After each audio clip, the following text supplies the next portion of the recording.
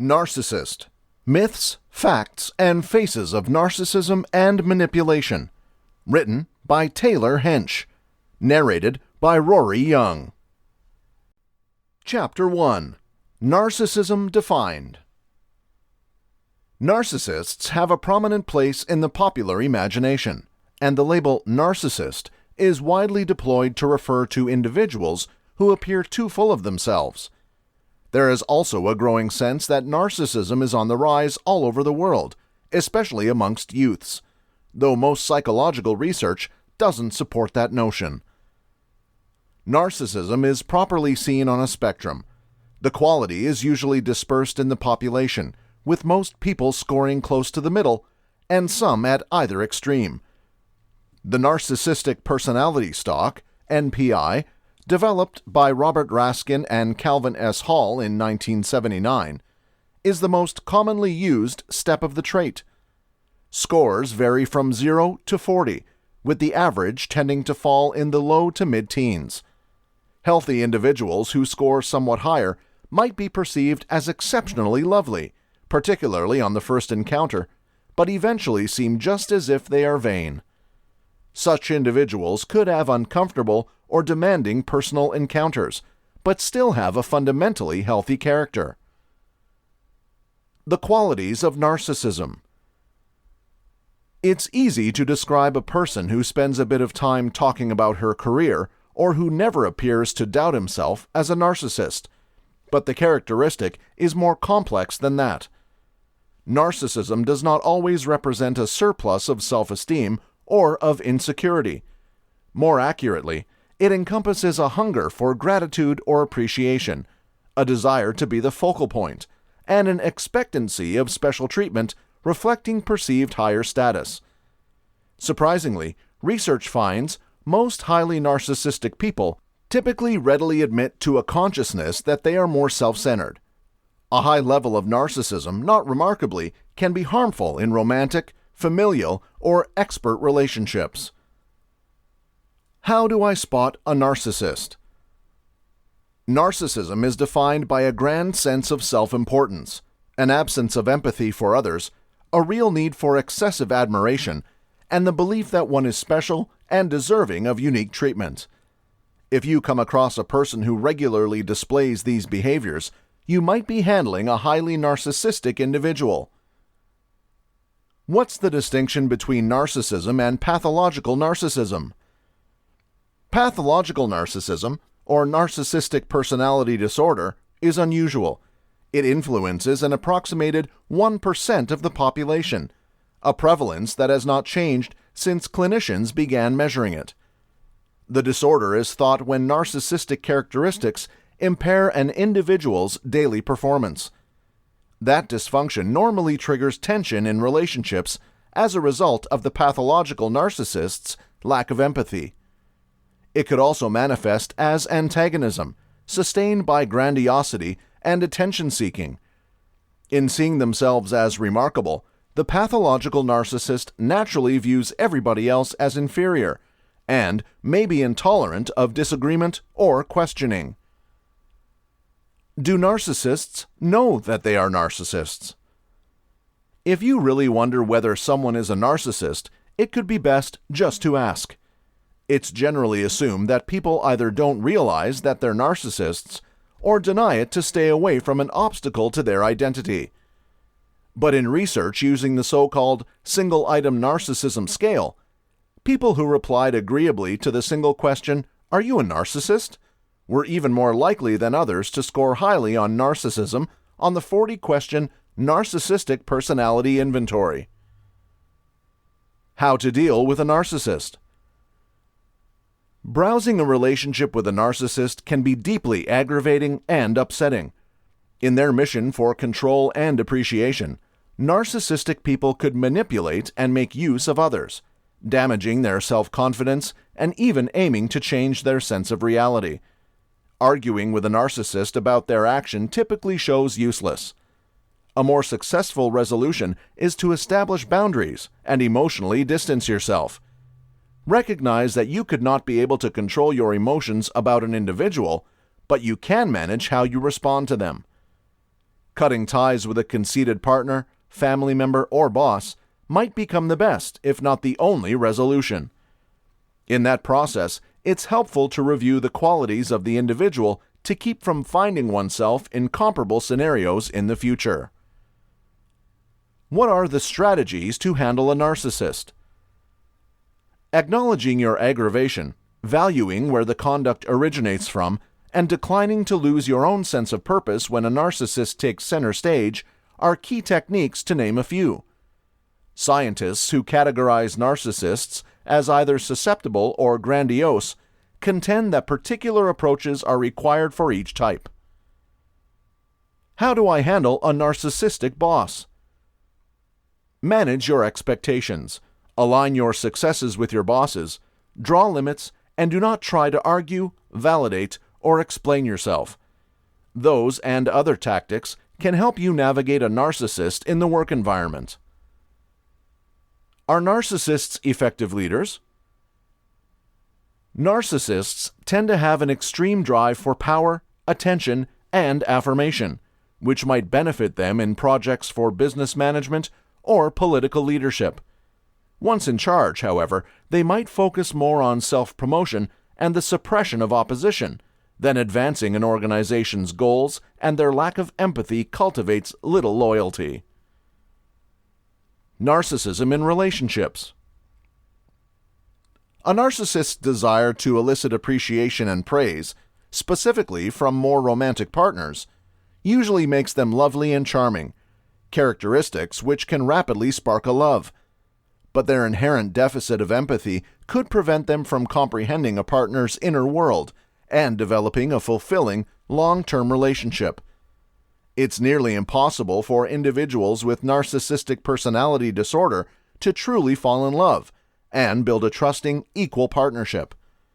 Such a person could try to establish strict rules in a relationship and effort to isolate a new partner from loved ones, among other disturbing habits. Why so narcissists make such a great first impression? Research suggests that people might at first be drawn to narcissists just because they seem to have more powerful self-confidence than they truly do, a characteristic that people usually appreciate.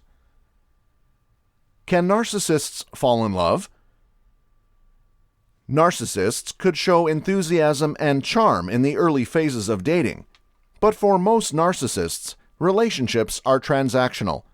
They offer positive attention and sexual fulfillment to strengthen a narcissist's ego and self-esteem. The goal is to enjoy uncommitted satisfaction, and most narcissists lose interest in the relationship as the expectation for intimacy boosts, or they feel that they've dominated the challenge of protecting a relationship. What's the difference between selfishness and narcissism in a relationship? Narcissistic personality disorder is fairly uncommon. There are many more people who are simply selfish. The difference lies in whether the person is periodically mean and self-indulgent, or whether they regularly lack compassion for others. Chapter 2. Rage and Murder. The term narcissist has become quite the buzzword recently, and not in a good way. Actually, it's been used to specify everything from a person enamored with selfies to a sleazy political leader to a man whose wife has left him for another man. It is a lot more typical the legal arena, where the term narcissist is associated with a scumbag and guilty offender. Though, in real life, it has a lot of different meanings. The majority of us think of a narcissist as someone who is self-indulgent, grand, exploitive, and entitled. This is an individual who has an unrealistically high view of himself and expects others to do the exact same. This definition is actually true, but narcissism is something all of us have. At its core, it's a pervasive, universal human drive to feel unique, exceptional, unique. Nonetheless, narcissism also has an element that adds to the success of certain positive, charismatic, amazing leaders. A particular amount of narcissism helps us reach for the stars, have faith in ourselves, motivate others, and meet our own needs, while we are looking after others. It is the core of strong self-confidence. Like all personality features, though, narcissism exists along a continuum and can be healthy or maladaptive. Taken to its severe, it is a character disorder. Individuals with a conceited personality disorder, or NPD, are so addicted to feeling unique that they lie, take, cheat, and do whatever it takes to get their high. In reaction to early injuries, she has buried feelings of unworthiness and powerlessness and changed them with a stiff, compensatory, incorrect self. Inevitably, just because all their energy is invested in maintaining and fueling their grand and entitled self-image, their relationships derail, and their capacity for psychological growth is stunted. Its pathological extreme can cause various forms of violence, such as stalking, damaging, or murder. The pathological narcissist. People with a pathological degree of narcissism have a mental detach between an unconscious sense of inadequacy and a conscious feeling of supremacy. Yeah, they think they're better than everybody else, but this belief is fragile. These individuals are more vulnerable to any events, social rejection, negative feedback, criticism, that may threaten their exaggerated view of themselves, and, as a result, are more likely to respond with anger and enmity to any perceived or real obstacle to their ego. So how does this associate with violence?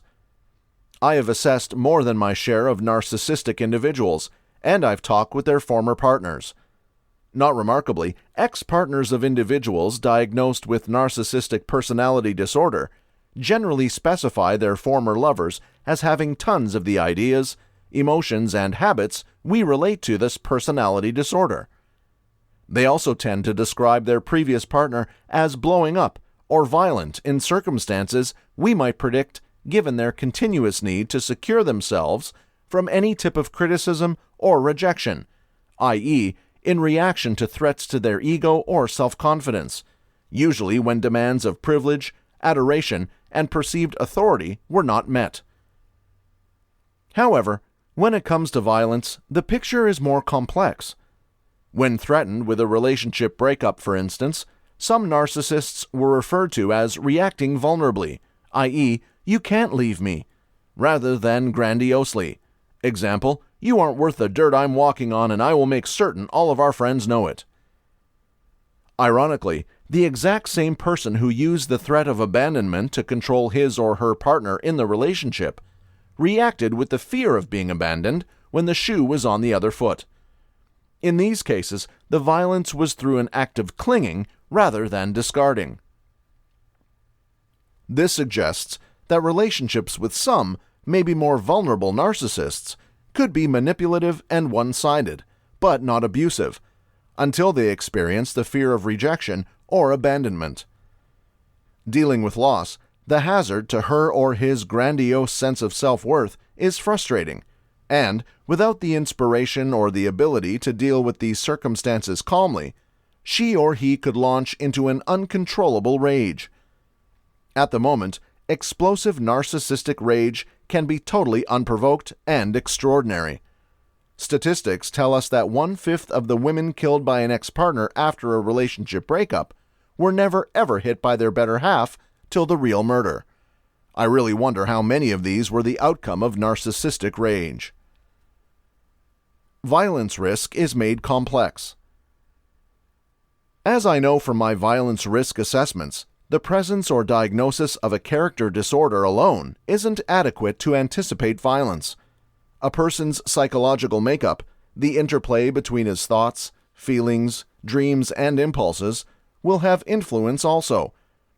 Other elements, a legacy of childhood abuse or trauma, extreme situational stress, a history of violent or suicidal ideation, recent humiliating or declining experiences, will typically be in the mix for a perfect storm resulting in violence. Still, when it comes to anticipating violence after a separation, it is always better to be safe than sorry. Never ignore the power of strong feelings to influence conduct, and never ever disregard your gut instincts. and never open your door to a mad ex.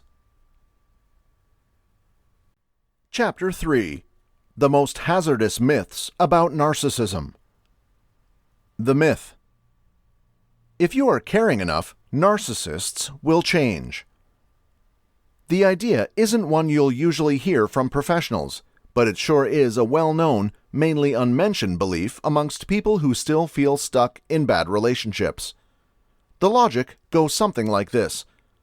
But if I'm truly kind and helpful and never lash out or get annoyed, then maybe she or he will be nicer as well.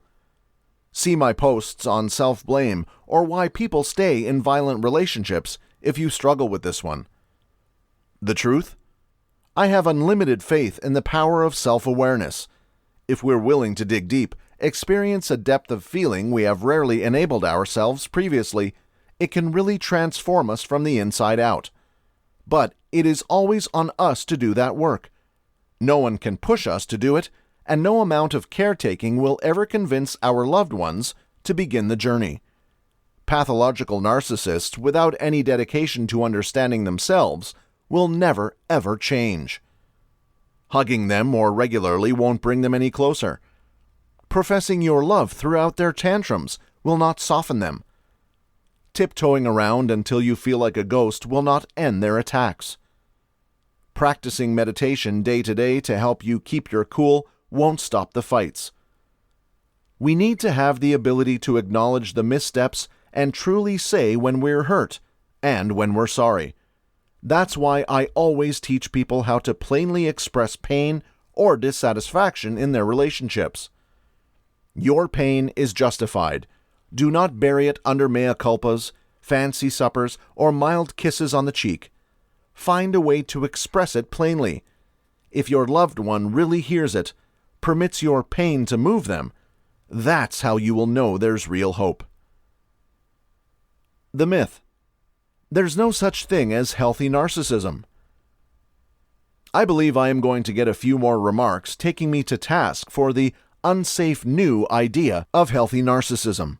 The reality is, healthy narcissism has been studied for decades, and the idea has been around in one version or another since the inception of the concept of narcissism itself. To date, there are 3 separate measures of healthy narcissism, including the NARC's admiration, Wink's self-governing narcissism, and my research group's healthy narcissism. For a full discussion of why neglecting this proof is very risky, see here. For now, I want to concentrate on what healthy narcissism is. Tip: it's not self-esteem, self-care, or self-esteem. The truth? Healthy narcissism, also called healthy self-enhancement, is a cross-cultural tendency, when we're happy and fairly positive, to see ourselves through somewhat rose-colored glasses. Think of it as a self-perception that's just distorted enough to keep us content without making us delusional. Remarkably, the more firmly connected people are, the more likely they're to don't these slightly rose-colored glasses for themselves and their partners. The reason the concept is important is that an absence of healthy narcissism causes pain in our lives. A lot of pain, in fact. People who never self-enhance tend to be more restless and depressed. They're uncertain what they really want or really need. They lack healthy privilege. Drawing from the myth of Narcissus, I have dubbed this problem echoism. Echo was a nymph, cursed to repeat back the last few words she heard, and just as Narcissus fell in love with his reflection, Echo fell for him. Like Echo, the ones that struggle with echoism often struggle to have a voice of their own. They can be caring, compassionate, warm, but they also tend to blame themselves whenever anything goes wrong. And, like Echo, they tend to succumb to incredibly narcissistic partners. I wanted to give echoists, and I am formerly one myself, a way of understanding and breaking their patterns. I wanted to provide a voice. That is among the biggest reconsiders in my book. However, I couldn't discuss echoism without talking about healthy narcissism first. The myth. Narcissism, narcissist, and narcissist personality disorder are all of the exact same. The truth? This is both theoretically and clinically unreliable. Of the three terms, narcissist personality disorder, NPD, is the only official diagnosis. People pathologically high in narcissism. Narcissism has never been a main mental health disorder. Narcissist isn't a recognized diagnostic descriptor either. It is shorthand for a person who scores higher than the average on narcissism steps and may or might not be disordered. Though they are often conflated, causing a good deal of confusion, narcissist, narcissism, and NPD are not one and the same. That's why a conclusive text on the topic is called Conditions of Narcissism. The first analysis for disordered narcissism was introduced by the founder of self-psychology, Heinz Kohut, in 1979, when he offered us the term narcissistic personality disorder, and it has been with us ever since.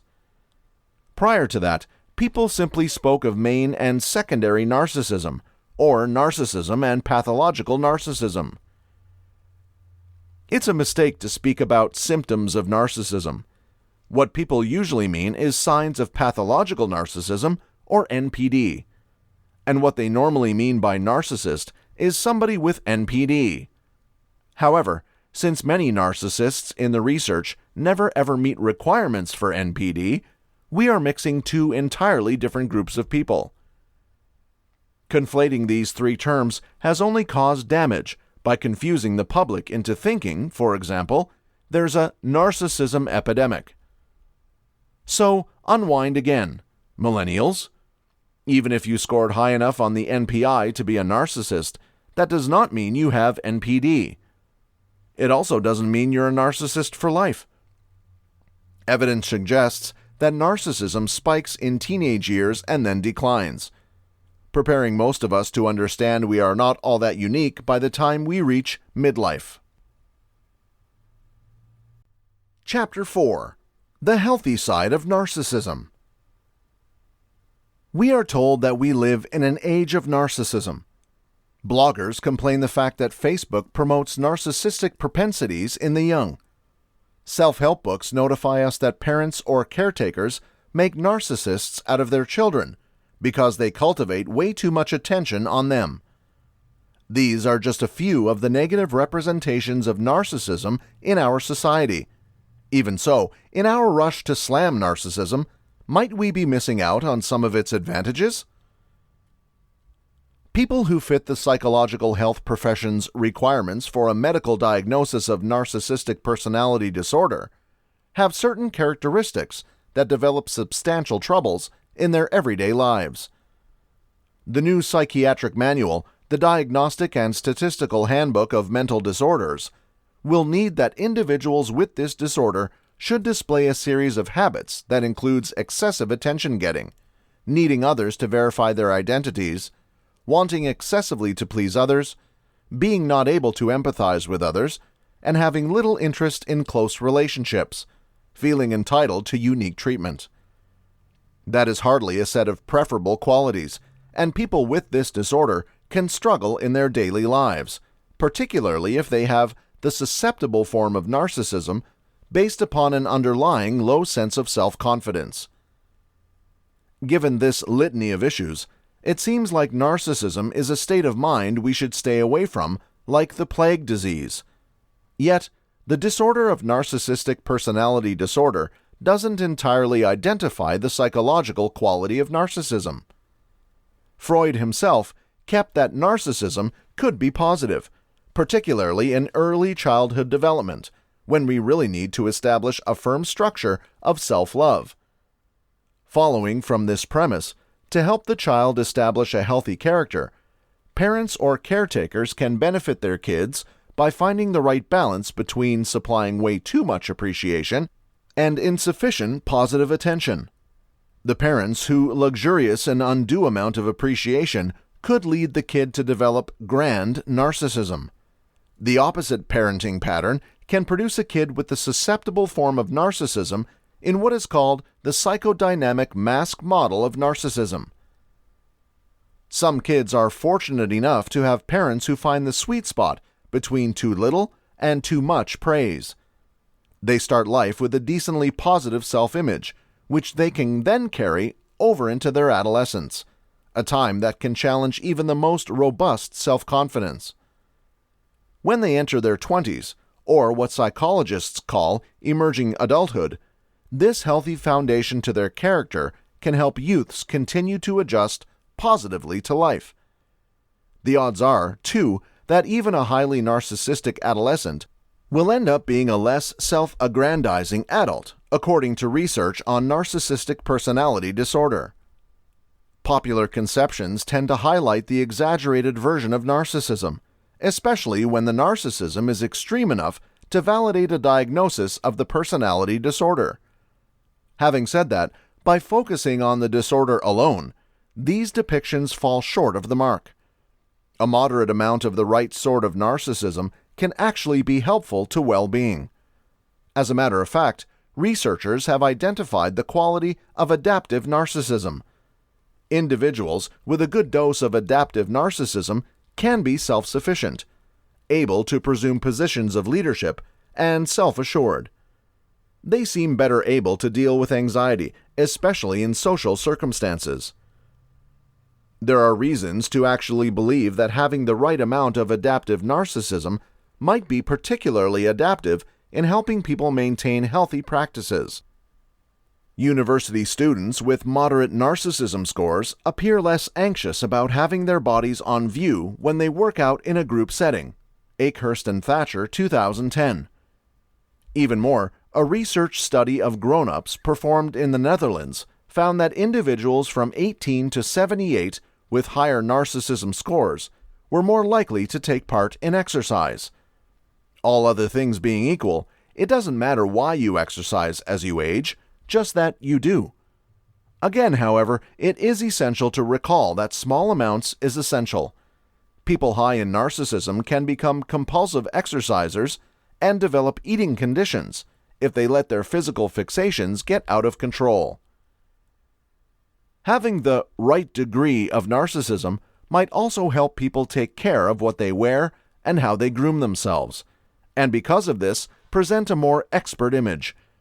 For better or even worse, society benefits people seeking jobs or promos who spend a bit more time honing their looks. People high in adaptive narcissism are also more likely to look for those jobs or promos because their self-esteem leads them to intend high. At work or school, the person moderately high in adaptive narcissism would be a great boost to have on your group or class. Not one to shy away from management positions, this individual would help ensure that projects get done. Even though people high in maladaptive narcissism try to get out of as many tasks as they can, the ones that have a sensible degree of self-reliance will easily contribute to group efforts. They might get too invested in a project's result or end up being a bit too assertive, but adaptive narcissists will do everything they can to see that job prosper. Follow these 5 tips to benefit from enhancing your own adaptive narcissism. 1. Build up some healthy narcissism to safeguard your own health. Without becoming extremely occupied with your appearance, include control over your diet and exercise practices in your daily life. 2. Don't worry about how you look when you do work out. The research study of adaptive narcissism in university students showed that the benefits of not being afraid to work out in public. Remember that most people in the gym are more preoccupied about their own appearance than they are about yours. 3. Find the right balance between assertiveness and reticence in leadership situations. If you are a natural leader, you'll be likely to try to assume a position of control when nobody else seems to be ready to take charge. As long as you make certain you are not crowding others out, go for it. However, if you are constantly taking over for your fellow colleagues or students, it may be time to take a big step back rather than forward. 4. Turn up your empathy detector. Many people high in narcissism are not as likely to sense what other people are emotions, because they are more tuned into their own emotions. Even if you have got a healthy dosage of the healthy kind of narcissism, you should look out for your own blind areas. 5. Try to help the narcissist you know to see the light. Most people high in the less adaptive form of narcissism may take heart in knowing that they can turn their weak points into personal strengths. Being a narcissist doesn't need to mean being self-centered, exploitative, and unfeeling. Look for the ways to turn that mirror to yourself, just a little, and your own adaptive narcissism may benefit you in unanticipated ways. Chapter 5. Is there a link between anorexia and narcissism? Joan Bakewell, a distinguished member of the UK House of Lords, is apologizing for comments she made connecting anorexia to narcissism. The BBC News and other media sites report that she is now deeply sorry for triggering distress by suggesting the rise of eating disorders among teens was a sign of narcissism in society. In an earlier interview with the Sunday Times paper, Baroness Bakewell, who is currently chairing a prominent book prize panel, claimed anorexia was an indication of the overindulgence of our society, over-introspection, narcissism really. The apology follows a raft of criticism of her remarks, which includes psychological health anti-stigma campaigns, along with heated argument on social media. The clinical research study of eating conditions suggests that both sides of the camp on this debate might be right. That paradox is solved because there may be more than one kind of narcissist. Catherine Gordon and Joseph Dombeck of the Department of Psychology, North Dakota State University, with a scholastic interest in eating conditions, opened their research study on the subject with the remark, "The literature regularly reports a link between narcissism and eating disorder symptoms." Their investigation, entitled "The Associations Between Two Aspects of Narcissism and Eating Disorder Symptoms," investigated 355 male and female undergraduate students. The study, published in the academic journal Eating Behaviors, found that susceptible narcissism tended to be related to eating disorder symptoms, and this relationship was partially connected to self-worth being reliant upon looks. Vulnerable narcissism may be a threat aspect for eating disorders simply because of a drive to enhance self-worth through the improvement of physical appearance. Perhaps one of the reasons Baroness Bakewell's remarks attracted so much criticism was a misunderstanding that narcissism can come dressed in different packages, and in the medical world does not just mean mere vanity. Narcissism in this research study included two types, a grandiose and a susceptible kind. Grandiose narcissists experience dreams of endless success, power, while believing they are special and therefore require extreme adoration. Grandiose narcissists maintain their positive self-views by decreasing the value of other people's viewpoints, overemphasizing their sense of supremacy and acting strongly to critics. While susceptible narcissism shares some functions of grandiose narcissistic personality disorder, it is more identified by hypersensitivity to the opinions of others, insecurity, an extreme desire for approval, and poor self-image.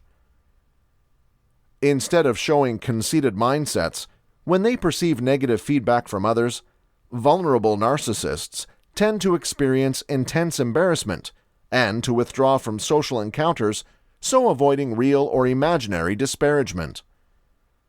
Perhaps vulnerable narcissists' unrelenting determination to achieve a sense of self-regard through enhancement of their looks leads them to turn to excessive dieting. Although grandiose narcissists also exceedingly attend to their appearance, they may be shielded from eating disorder signs just because they don't found their self-regard on looks. Their tendency to deal with feedback by derogating others' viewpoints just because of grandiosity protects them from excessive fixation with weight. Another way of comprehending narcissism is to concentrate on narcissistic defenses. These internal psychological systems are how we all maintain self-esteem against risk. So there is a sense in which we all struggle with narcissism from time to time, and undoubtedly a bit may be important to maintain self-confidence in the middle of the slings and arrows of daily life. However, if, for instance, a narcissist looks for a job but fails the interview, they will blame this rejection on the large idiocy of the recruiters, instead of not possibly being the best candidate. That is described the bad you defense mechanism, and may be particular of a certain sort of narcissist. A research study in the International Journal of Eating Disorders, entitled Narcissism and Narcissistic Defenses in the Eating Disorders, undoubtedly found that the poor me defense style was the narcissistic defense approach most strongly associated with the core thought procedures of the eating disordered. The poor me defense style sees oneself as being improperly dealt with by others. Therefore, the discussion is a martyred one, where self-esteem is preserved by seeing the self as being misconstrued and subject to intolerable demands.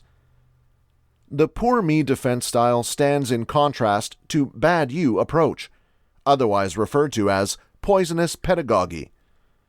This includes seeing others as wrong and in need of direction. Narcissists deploying the bad you defense generally view their therapist as being faulty, needing to be taught their job by the patient. There was some link between certain eating disordered attitudes and bad you in the research study, but the poor me defense mechanism was more highly linked with eating conditions. The authors of this study, Glenn Waller, Jenny Sines, Caroline Meyer, Emma Foster, and Anna Skelton, compete narcissistic defenses could be the focus of scientific attention in treating and comprehending eating disorders.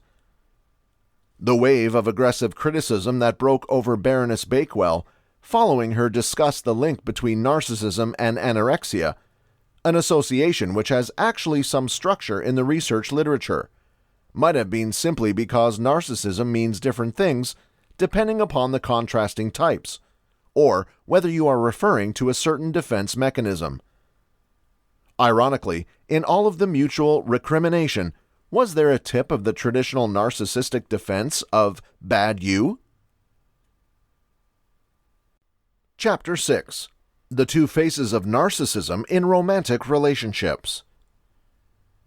The quality of grand narcissism, in which people really need to see themselves as superior to everybody else, is not that suitable with good social relationships, and especially not good romantic relationships. It's not pleasant to be with a partner who always needs to show his or her superiority over you. Having said that, there is one slight exemption to this general rule, and that relates to the fact that people high in narcissism can have a certain style that makes them appear quite appealing to those that don't know them well. Charm, though shallow, and their enjoyment of being the center of attention can lead others to be drawn to them. As time goes on, though, things can turn sour. New research based on a set of research studies carried out by University of Munster's Stephanie Wurst and Associates, 2017, shows why relationships with narcissists can have a downward trajectory. The basic structure of the research study compared grand narcissism to a chocolate cake. In the short run, you enjoy all that deliciousness, but later you begin to be sorry for having actually eaten it because of the additional calories you have taken in.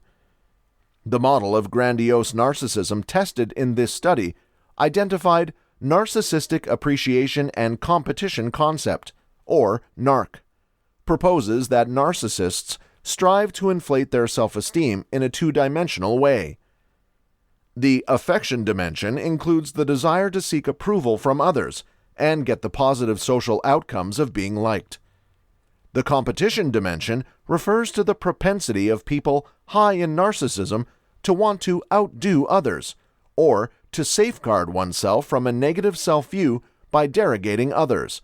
Page 282. The German researchers tested the NARC model by carrying out a sophisticated series of investigations meant to parcel out the effects of the two measurements of narcissism on relationship quality steps at both the early and later stages of a couple's history. The crux of their method rested on the NARC, a survey measure previously tested by Back et al. 2013 in their research study of narcissism's bright affection and dark competition sides. Here are examples of NARC questions for each measurement. Adoration dimension. 1. Mainly, I'm really proficient at dealing with people. 2. Being a really special person gives me a lot of strength. 3. I'm great. Rivalry dimension. 1. Many people are in some way losers. 2. I want my competitors to flop. 3. I can hardly stand it if another person is at the center of events. You could just be wondering how anyone could be attracted to an individual who endorses the products on the appreciation dimension. Nevertheless, remember that this is how people react to a questionnaire.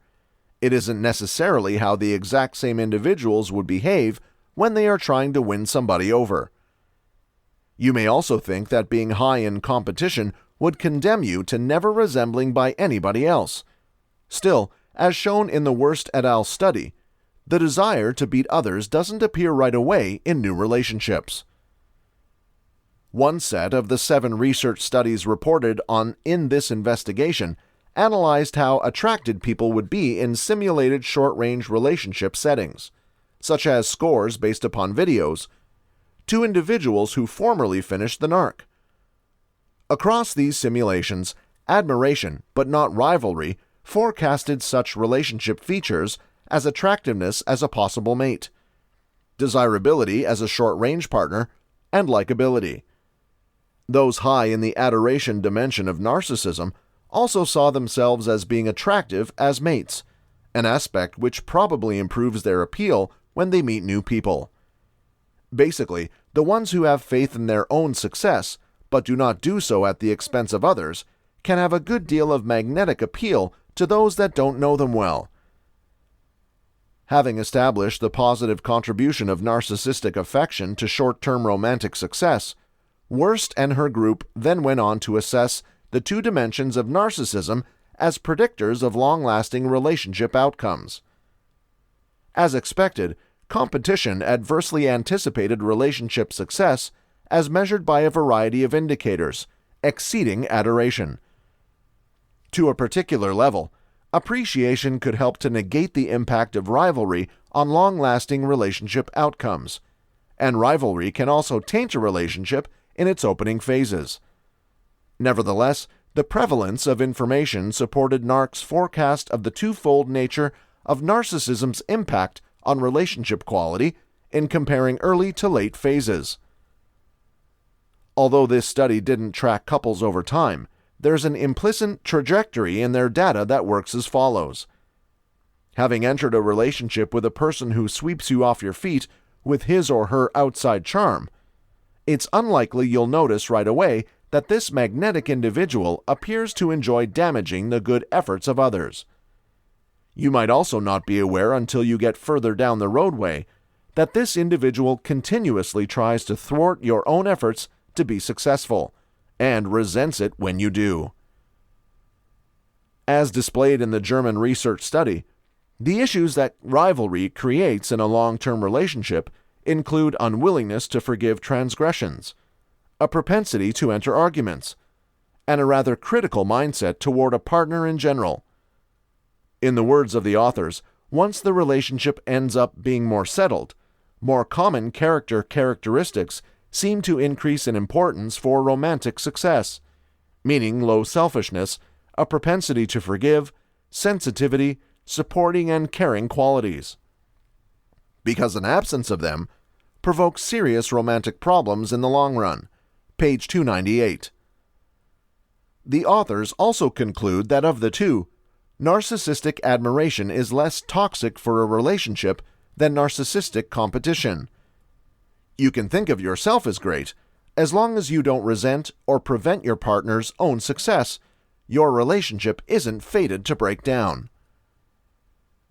Just because we typically think of narcissism in such negative terms, the Worst et al. Research study is surprising in mentioning some of narcissism's adaptive qualities. If you are getting involved with an individual high in these bright narcissistic propensities, though, it is wise to watch for the appearance of the less favorable qualities associated with competition. A partner who truly appreciates you should root for your successes and not your failures. Chapter 7. Susceptible versus Grandiose Narcissism. The DSM-5 defines narcissistic personality disorder as a pervasive pattern of grandiosity in dream or conduct, a need for admiration, and a lack of empathy, beginning in early the adult years and present in a range of contexts, as suggested by 5 or more of the following behavioral patterns. Has a grand sense of self-importance. Example, exaggerates accomplishments and skills, expects to be acknowledged as exceptional without commensurate achievements. Is obsessed with fantasies of unrestricted success, power, radiance, beauty, or ideal love. Believes that he or she is unique, and can only be understood by, or should associate with, other unique or high-status people or organizations. Needs extreme affection. Has a sense of privilege, that is, irrational expectations of specifically beneficial treatment or automated compliance with his or her expectations. Is interpersonally exploitative, meaning benefits from others to attain his or her own ends. Does not have empathy. Hesitates to recognize or identify with the emotions and needs of others. Is usually jealous of others or believes that others are envious of him or her. Shows big-headed, haughty behaviors or mindsets. Clinical narcissists display co-occurring or oscillating states of grandiosity and hypersensitivity. Accordingly, stocks used to figure out pathological narcissism, like the Pathological Narcissism Inventory, include hypersensitivity vulnerability procedures alongside measures of grandiosity. In the Pathological Narcissism stock, grandiosity is measured by the patient's reactions on a 5-point scale to questions like, I typically daydream about being acknowledged for my achievements. I usually fantasize about being rewarded for my efforts. And, I want to amount to something in the eyes of the world. Although hypersensitivity vulnerability is evaluated by the patient's reactions on a 5-point scale to questions like, it's hard for me to feel good about myself unless I know other individuals like me. It's hard to show others the weak points I feel inside, and I like to have friends who rely on me because it makes me feel crucial. Because of the co-occurrence or oscillation of grandiosity and hypersensitivity in scientific narcissism, there are no formally recognized subtypes of scientific narcissism. Scientific narcissism is uncommon. It only impacts about 1% of the population, and this number appears to stay fairly constant. When a flashy headline exclaims that narcissism is on the rise, the term narcissism is used to describe the more widespread subclinical or daily version of narcissism seen in the general population. Upward of 10% of people in their 20s are really believed to suffer from subclinical narcissism, severe enough to compromise their interpersonal relationships. There are 2 subtypes of subclinical narcissism: grandiose narcissism, which is continuous with a conceited personality disorder, and vulnerable or hypersensitive covert narcissism. Both subtypes have self-centeredness as a core feature, but the self-absorption is expressed differently in the 2 cases. Grandiose narcissism is defined by extraversion, low neuroticism, and obvious expressions of feelings of supremacy and privilege. Owing to their grandiosity, they believe that they're somehow above the rest of us, and that they, thus, are entitled to special treatment. In their view, our job is to deal with their needs. They are true egomaniacs. Vulnerable narcissism reflects introversive self-absorbedness, high neuroticism, hypersensitivity even to gentle criticism, and a continuous need for peace of mind. As Dr. Craig Malkin points out in Reconsidering Narcissism, susceptible narcissists are just as persuaded that they're better than others as any other narcissist, but they fear criticism so viscerally that they shy away from, and even appear stressed by, people and attention. Page 34. Owing to the obvious lack of a common core between the subtypes of narcissism, most character scientists regard grandiose and vulnerable narcissism as independent characteristics, though the fact that the two traits are co-present or oscillate in narcissistic personality disorder, the scientific type, suggests that they do in fact have a typical basis. By controlling for distinctions in extroversion, psychologist Emmanuel Jock and his partners had the ability to show that grandiose and vulnerable narcissists share a common core of narcissistic traits, including contempt proneness. However, the unique narcissistic styles of the two subtypes are not due simply to differential scores on extroversion. Just because of their high neuroticism and hypersensitivity to criticism, susceptible narcissists prone to overreact emotionally, always on the brink of breaking open with hatred. Susceptible narcissism is connected with dissociation of the self-image into an explicit, positive self-image and an implicit, negative self-image. The positive self-image is connected with excessive pride, while the negative self-image is associated with shame and embarrassment. When receiving only positive feedback, the narcissist has the ability to keep the negative, shame-filled self-image hidden right below the level of conscious awareness. However, when they experience external feedback as criticism, they are forced to confront their negative self-image and feel deeply embarrassed. Whereas the susceptible narcissist is struggling with internally clashing self-images, no hidden negative self-representation is threatening to make a damage in their grandiose narcissist's positive self-image. Unfavorable feedback, because of that, does not have as profound an impact on the grand narcissist. But the deep shame this brings upon the vulnerable narcissist turns her into a combustible compound, destined to explode in a frightening outburst of anger or all-consuming fit of hatred. That hostile response to insinuations of flaw is also referred to as narcissistic rage. Chapter 8. Narcissism is linked to aggressive driving. As the majority of people probably know, by definition, narcissists are entitled, lack empathy, and actually believe the normal guidelines don't apply to them, on the road or in other places. When narcissists feel their needs aren't met, when they feel shamed or slammed, or feel others' habits trouble them in some way, this can trigger what's referred to as narcissistic rage. Although most of the research on narcissism has focused on its symptoms in social relationships, current research has drawn the connection between narcissism and aggressive driving. What constitutes aggressive driving? Aggressive driving, which varies from roadway rage, the latter is a crime, includes habits like speeding, tailgating, obstructing other chauffeurs, swearing at or making obscene gestures at other vehicle drivers, horn honking, flashing one's lights, driving off the road, running stop signs and red lights, and yelling at other drivers. Beyond causing distress to their travelers and others on the roadway, aggressive drivers pose a substantial security risk. Specifically, roughly 50% of driving deaths are linked to aggressive driving. Although all of us can end up being annoyed or upset when sitting in traffic, or when we are in a rush and somebody is driving too gradually in front of us, for the majority of people, the frustration is momentary. It's also unaccompanied by the need to penalize those around us.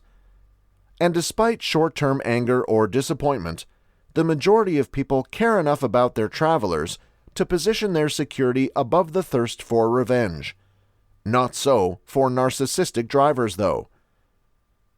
Case example. Jean knew that her boyfriend Brett didn't react well to any feedback that wasn't positive, specifically when driving. Brett, who drove a high-performance car, drove nearly double the speed limit in some areas, especially when he was late or irritated. He tailgated and knocked on his brakes. Brett also cursed at and flipped off other drivers, sometimes passing them on the shoulder. In spite of Brett's professed love for Jean, he ended up being defensive and irritated when she pleaded with him to slow down, stop tailgating, or stay in his lane. He just says things like, "I have got it under control," or "You're an anxious guest, you're the issue," or "Stop criticizing me." We have been together 10 years and nothing has changed. He's persuaded he's never problem. Brett's driving enhanced only partially once their infant child was born and became a passenger in their car. Generally, Brett told me I can either learn how to relax or find another way to get places. Brett's mindset and behavior aren't special, as recent research shows. Narcissism and aggressive driving. In their article, Bushman and Associates, 2018, defined 3 research studies looking at the relationship between narcissism and aggressive driving. In the first study, 139 vehicle drivers varying from age 19 to 86 finished questionnaires examining narcissism and driving conduct. In the second study, 100 motorists ranging in age from 18 to 74 finished the same measures as in Research Study 1. In the third research study, individuals' driving behavior was evaluated while they were in a driving simulator. The results of Research Study 1 found that narcissism was significantly associated with aggressive driving, even after controlling for gender and age. There was also a considerable relationship between more youthful age and more aggressive driving. Men were more likely to be aggressive motorists, but this did not rather reach the level of statistical significance in Study 1. Research Study 2 tried to duplicate the discoveries of Research Study 1, and in fact, these results also showed a substantial relationship between narcissism and aggressive driving. The more narcissistic the participants were, the angrier and more strongly their driving was. Again, more youthful age was substantially associated with aggressive driving, and in this research study, guys were considerably more aggressive motorists than women were. In Research Study 3, 60 participants' driving conduct was observed while they were in a driving simulator. As in the first 2 research studies, individuals completed the Narcissistic Personality Innovator and the Survey on Aggressive Traffic Behavior. For Research Study 3, they also completed the Hostility Survey, a procedure of characteristic aggressiveness. In this research study, the scientists tracked simulated aggressive driving, including behaviors like tailgating, speeding, and rappelling the roadway, driving on the shoulder, and cursing at other motorists. They also looked at road rage as shown by hitting other vehicles. The results of Study 3 found a considerable relationship between narcissism and tailgating, even after controlling for sex and quality aggressiveness. A combined step of aggressive driving that included off-road driving, verbal hostility, and aggressive gestures found a considerable positive relationship between narcissism and aggressive driving. With regard to roadway rage, 3 of the 60 participants hit other chauffeurs. Those 3 individuals scored significantly higher on narcissism than the ones that did not hit other drivers. To recap, in all 3 research studies defined here, higher levels of narcissism were related to more aggressive driving. In a general sense, narcissists lack empathy, are entitled, and really believe that they aren't bound by the regular rules. These qualities extend to narcissists' driving behavior. Specifically, narcissists are more likely to drive strongly and take part in unsafe driving behaviors. Obviously, this does not mean that everyone who shows more aggression in driving has narcissism in them. Many people can end up being aggressive when life does not go well for them, when disappointments are high, when they are fatigued, or when there are a few yelling kids in the back seat. Temporary elements can add as much as overall life-changing events, but the studies were significant in the fact that narcissistic qualities can certainly contribute to aggressive driving styles. Chapter 9. When it comes to love, what makes narcissism so attractive? The thing is, narcissism is a complex construct that includes elements that can be alternatively adaptive, such as self-sufficiency, individualism, self-regard, self-confidence, a desire to lead, and ambition, and possibly destructive, such as arrogance, entitlement, vanity, absence of empathy, and a propensity towards interpersonal exploitation and manipulation, with these elements usually coexisting in the exact same individual. When it comes to mate choice, the more adaptive aspects of narcissism are typically seen as preferable attributes. Think about searching for potential romantic partners online or going on a date. Who's the better catch when it comes to cultural standards of appearance in guys? One who can take the lead in suggesting a destination for a very first date, or one that sits back and defers? A man who can carry a discussion and tell a pretty good joke, or one that appears worried and shy? One who looks after himself by dressing well and working out routinely, or somebody with a spindly frame whose outfits look like they could use a wash and an iron? A guy who calls you back to suggest a second date with just the correct amount of confident interest? Or the one who recalls too soon and frequently?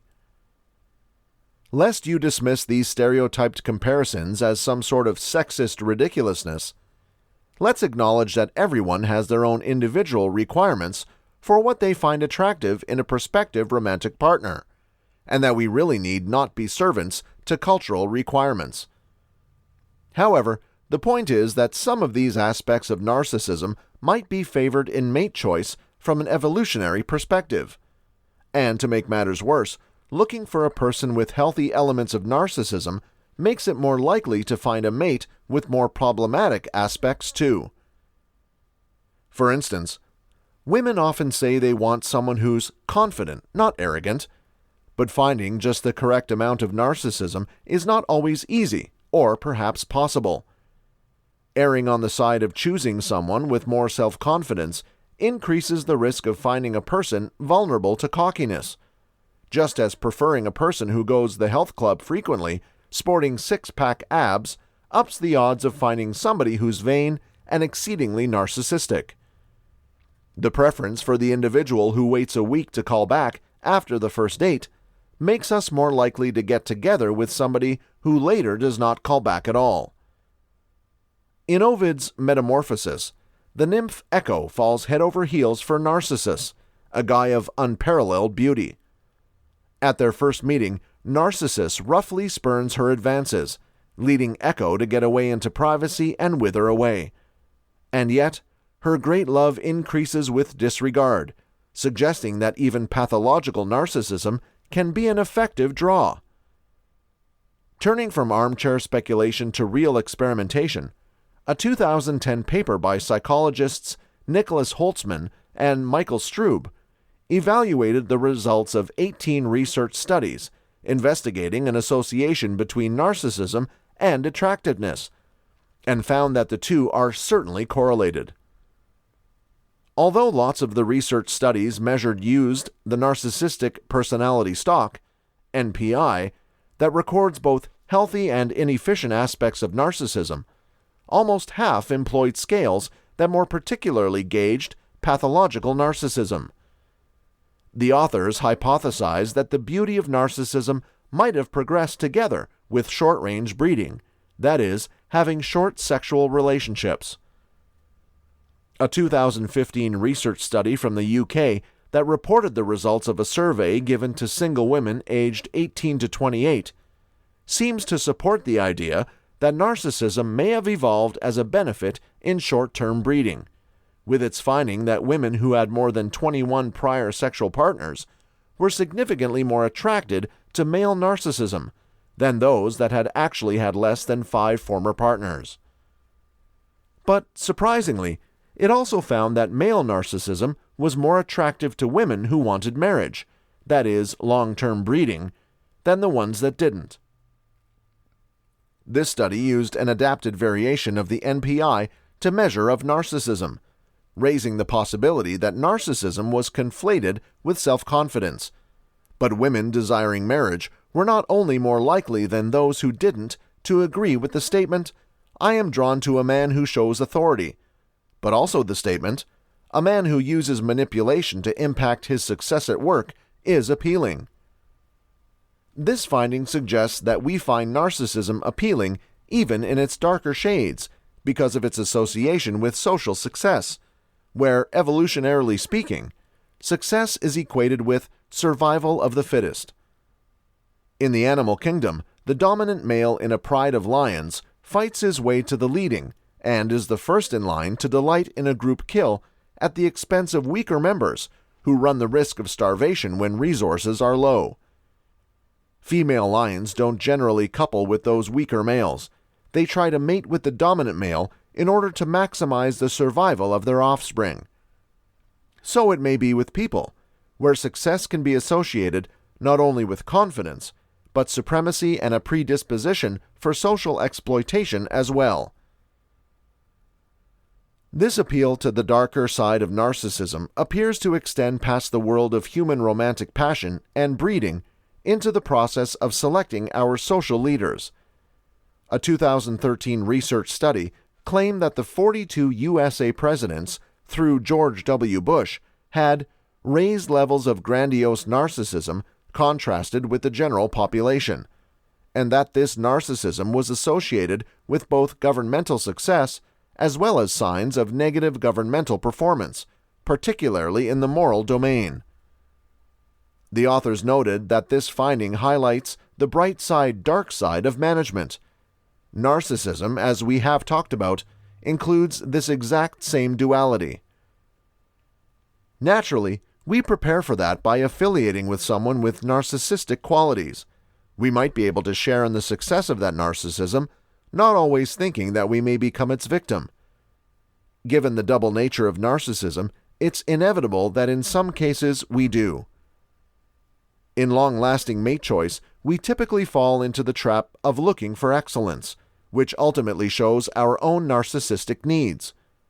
It would appear that a much better technique could be to understand that the search for perfection is destined to fail, and to instead look for somebody who will be compatible in the long run, based upon both good qualities and the quirks and flaws that make us human. But while that might sound good, it can be easier said than done. These days, it could be hard to keep away from succumbing to someone with way too much narcissism simply because narcissism is all around us and growing still. In the third and final installment of Looking in the Mirror at Our Love of Narcissists, we'll turn from evolution to civilization to take a look at whether there's a narcissism epidemic in the U.S. and what, if anything, we may be able to do it.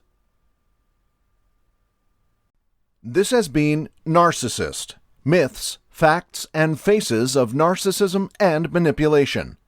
Written by Taylor Hench. Narrated by Rory Young.